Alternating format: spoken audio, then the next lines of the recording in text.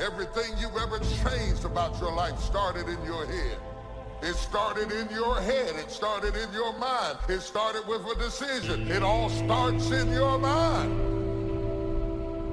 What we think is the best many times is far less than what God has in mind. You haven't seen your best days. You may feel stuck. Doors have closed. That all happened for a reason.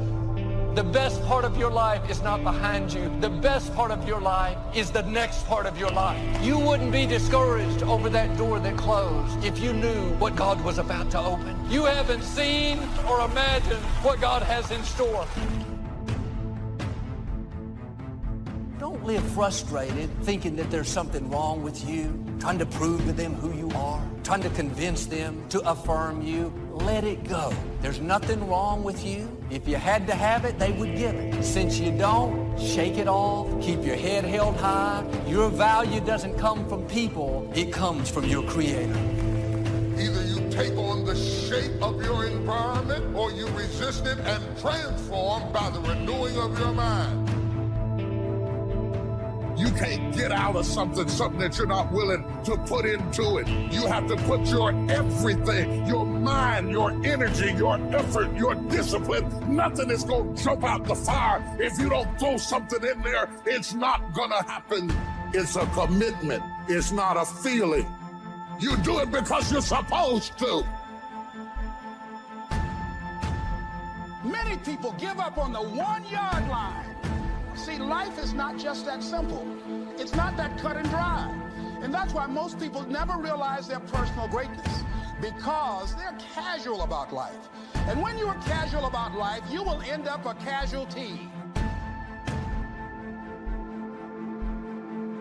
Try your best to trust God. Trust God's timing. And when He is sending you bold signs and wonders, use those as confirmation. When God is trying to steer you in a particular direction, it's like little pieces of popcorn down a hallway. And at some point, you're going to get to that whole bucket. Love yourself. Make caring for you the highest priority in your life. Look out for what truly satisfies you. We're not taught to look out for ourselves. We're not taught to take care of ourselves, to become sensitive to our wants, our desires. So make a conscious effort. Make you number one priority. Your health is more important than your family and any and everybody. Because if you don't have your health, you can't serve anybody. Don't neglect yourself. Greatness takes tremendous focus. It takes decisions that you make, and you can't always have everybody approving of what you know you're supposed to do. And the sooner you understand that, the sooner you'll do great in life. You cannot have the approval of everyone and be great. You're always going to live your life at the lowest common denominator of your friends if you don't watch it. When you receive the message, when you receive the confirmations that these people that are around you are sucking you dry. So how could you have any love left inside of your heart to take care of your kids or your family when you got these people around you that are sucking you dry? I got nothing left. I'm going down. I'm melting. So feeling safe and feeling secure is very important to me, and I think it's very important to every single person. I think that God created us to feel safe, secure, confident, and bold. Your soul maybe has it blocked, but God did not create you for fear and worry and insecurity and a lack of confidence and extreme shyness and extreme timidity. You will become whatever you cultivate. Whatever you feed, that's what's going to grow in your life. I'm saved, but I got to change my diet. I'm saved, but I got to change who influences me, who speaks into my life, who feeds my mind, who determines what looks good on me, who determines what I can do and who I am. What's wrong with you is all those people who knew you win, because if they knew you win, they'll hold you to back then. I got to go.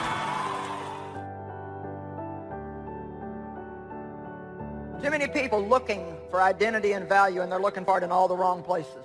They look for it in what they do, who they know, what they own, what they look like. And I think that we need to do our best to look as good as we can. All I can say is take what God's given you and do the best you can with it.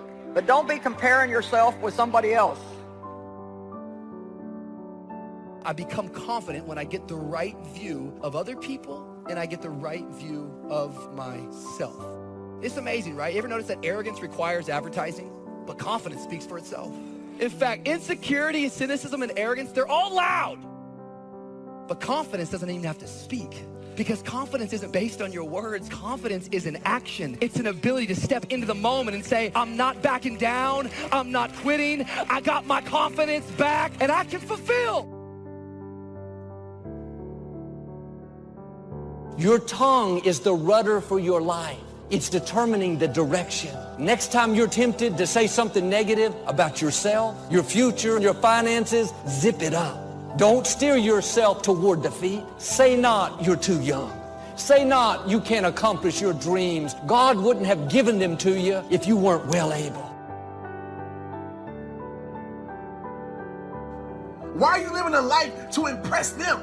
Why are you placing value on what they think? Doing all these things to impress them. Why? I'll tell you something right now, man. You need to place value on the people who love you at your worst. Because those are the people who deserve to be there when you're at your best. If you don't heal from emotional wounds, you will bleed on people that had nothing to do with it. How many people are living wounded over how they were raised, a friend that walked away? Instead of letting it go, they replay it in their mind. They wonder why they don't have good relationships. It's because they haven't healed. They're living out of a wounded place.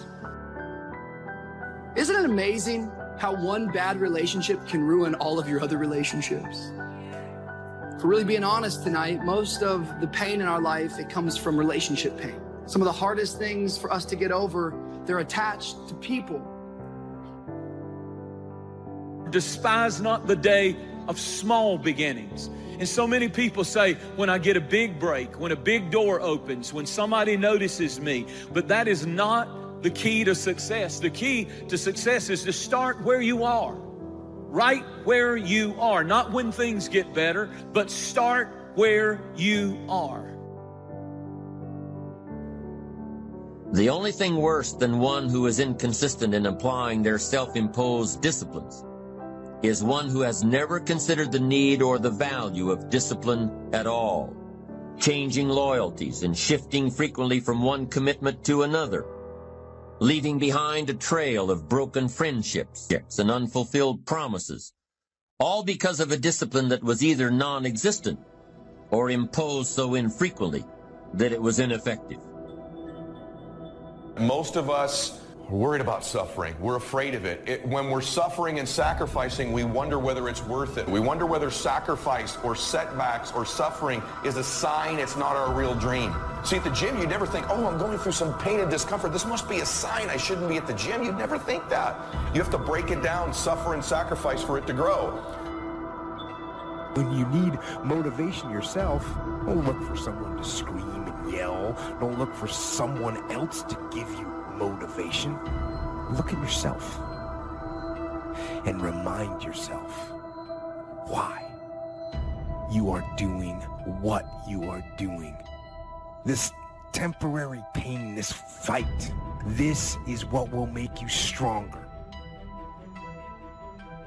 That's the key word, discipline, self-discipline, consistent self-discipline.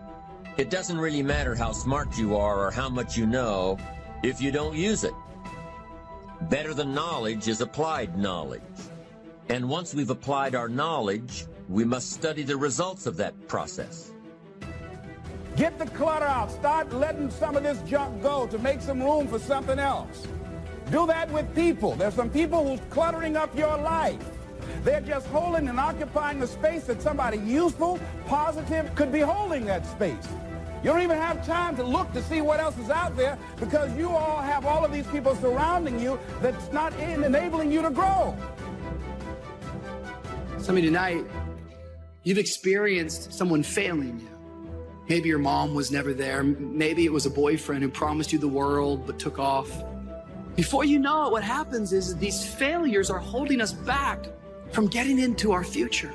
And these bad relationships are blinding us from all of the good potential relationships.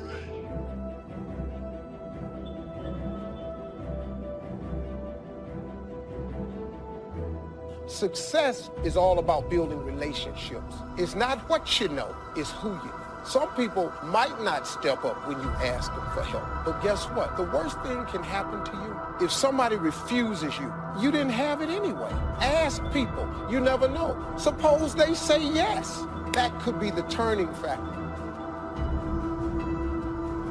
You will travel in the direction of your thinking. If you think down, you will go down. If you think up, you will come up. The way you think about your situation determines your reality. The way you think about your family determines your reality. The way you think about yourself. You're not being hurt by the way people think about you. Many of those people are a reflection of how you think about you. If you think about yourself a certain way, you will attract people who think about you a certain way. And you will expel from your life people who do not line up with how you think about yourself. The mind then becomes the battleground. The mind, Satan is always trying to do battle to take over your mind with warfare. Some of you is fighting your thoughts right now.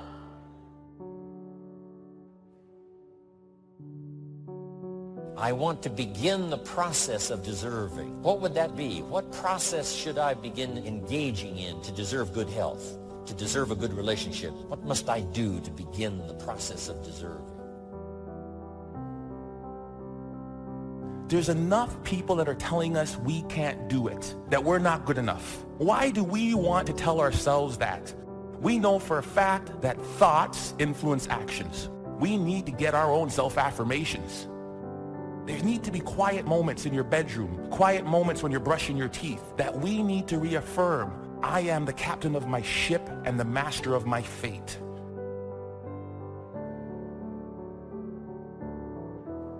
If you don't know who you are, you'll discount yourself, thinking, oh man, I'm ordinary, nothing much to offer, nothing special about me.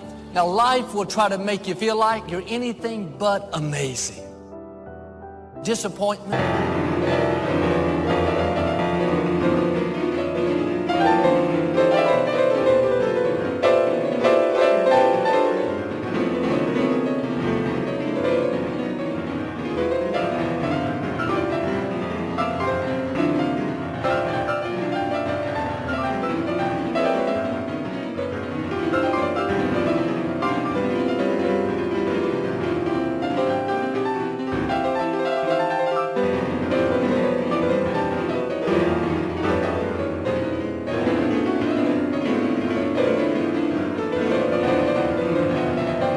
Betrayals, rejection will try to steal your sense of value. But all through the day, despite what thoughts are telling you, despite who left you out, you need to remind yourself, I am amazing. I have been wonderfully made. Don't go around feeling ordinary when in fact you're extraordinary. People may try to make you feel average.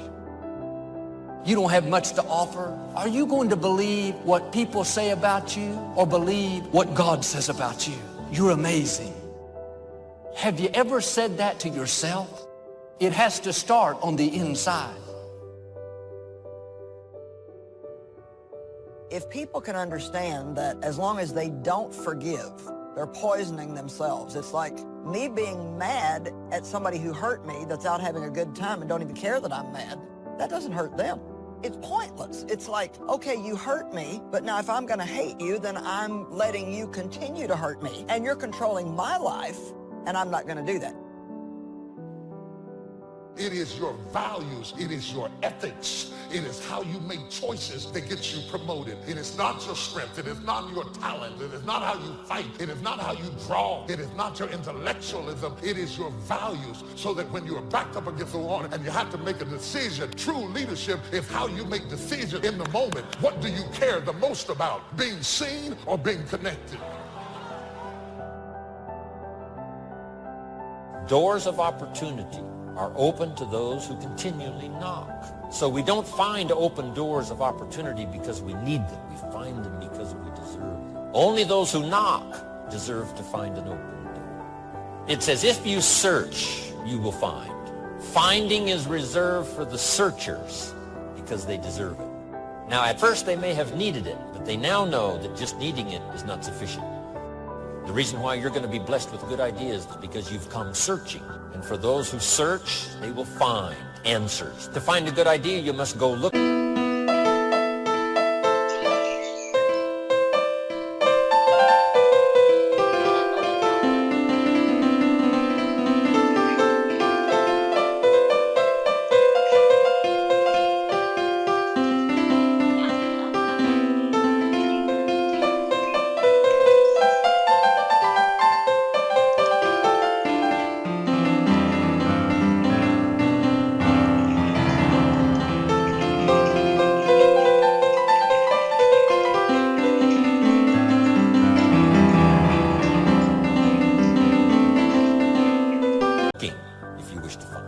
Rarely does a good idea interrupt you.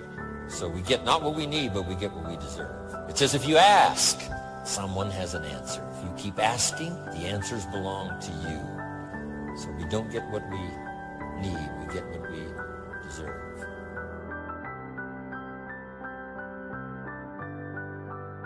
Living in mourning is going to keep the new doors from opening.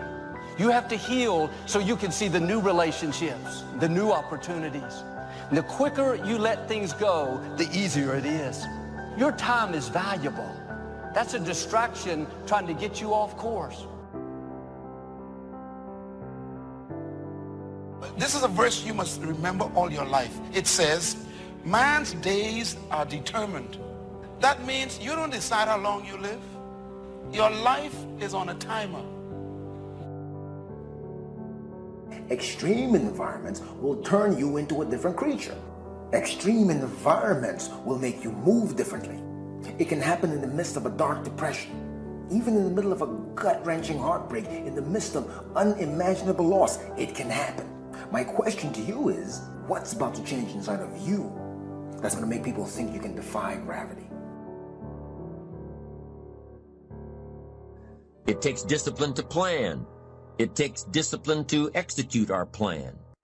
And it takes discipline to change either our plan or our method of executing that plan if the results are poor.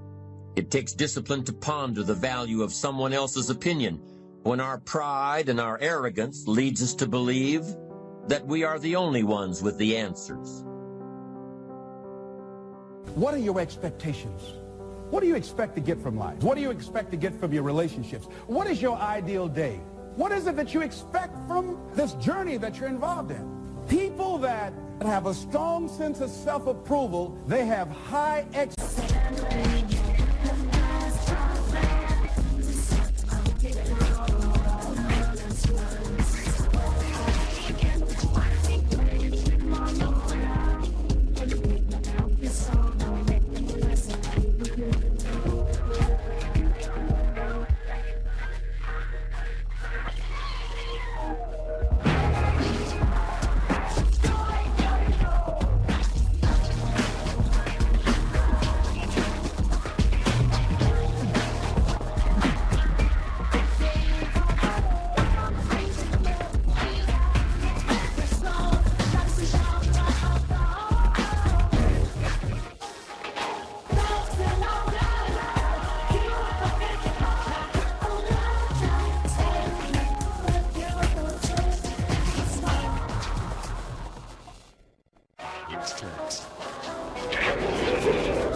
Expectations for themselves and from others.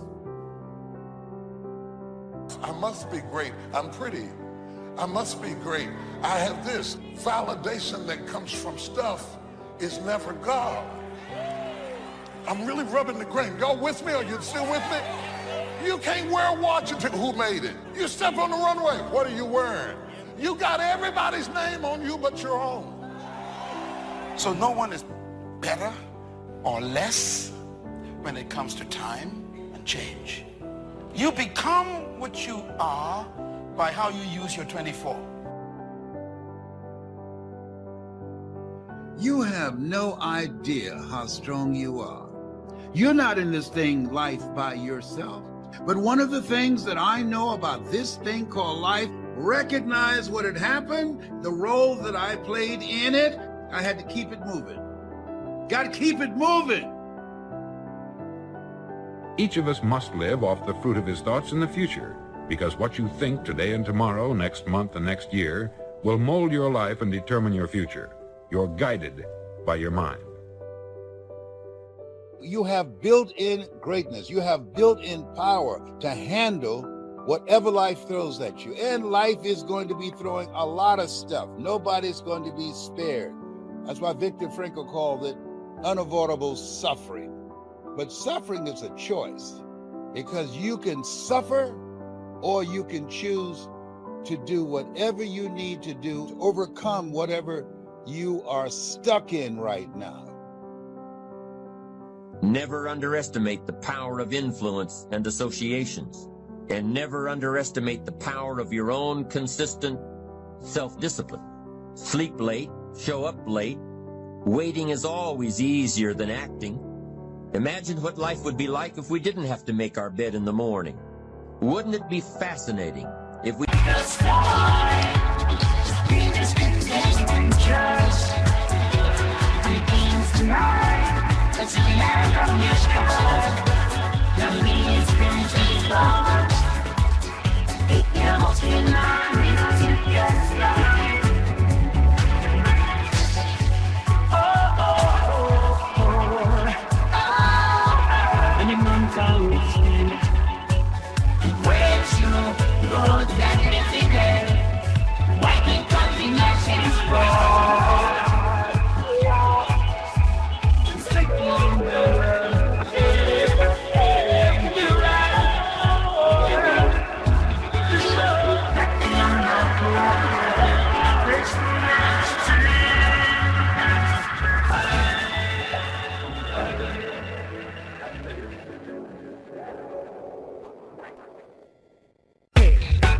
didn't have to do these things, what do you suppose would become of us? You're right, not much.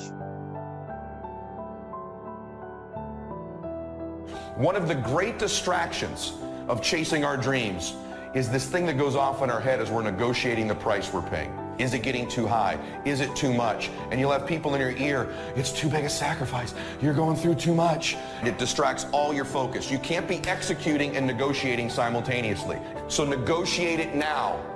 Negotiate it with me now. What are you willing to pay? For me, when I'm after something big, as long as it's legal, ethical, and moral, I'll sacrifice everything else.